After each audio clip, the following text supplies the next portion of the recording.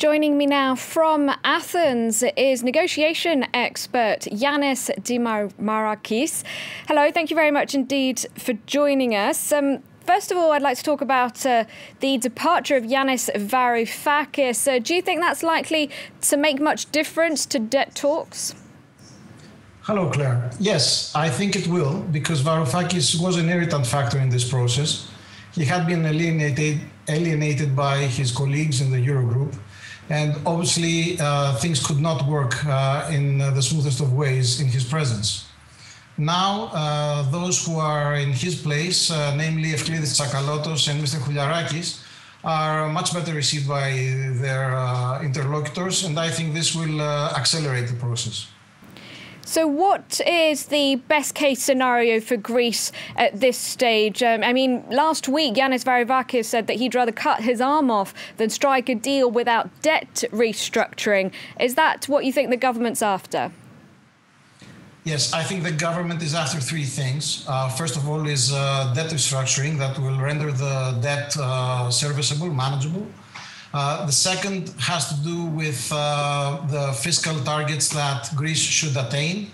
And I remind you, we almost had an agreement around that last week before the referendum was announced.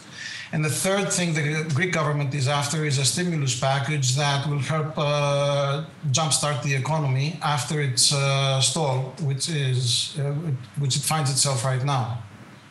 Prime Minister Alexis Tsipras said in the lead-up to the referendum that voting no would put Greece in a better position to negotiate. Now there's been a resounding no. Do you think that was a good tactic then to hold a referendum?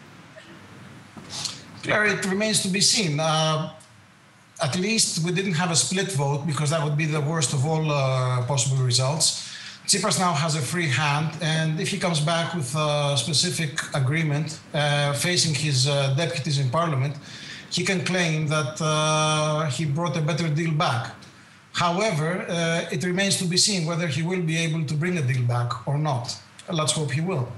I was going to say, on a personal note, I mean, are you optimistic right now after you saw yesterday's result and people's reactions, and now talk of Greece putting proposals forward tomorrow?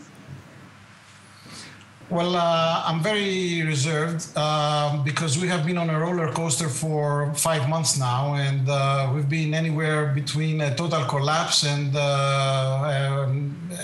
an agreement that is imminent from moment to moment that never came. I would really like to see what kind of proposals Greece will put forward, because if they are realistic, I think we will have a swift agreement. If not, I think Greece is going to enter a very dark tunnel, and the outlook will be very, very bleak for the country. All right, like you say, we'll have to wait and see. Thank you very much indeed for your time. Giannis Dimarackis, thanks for joining us from Athens.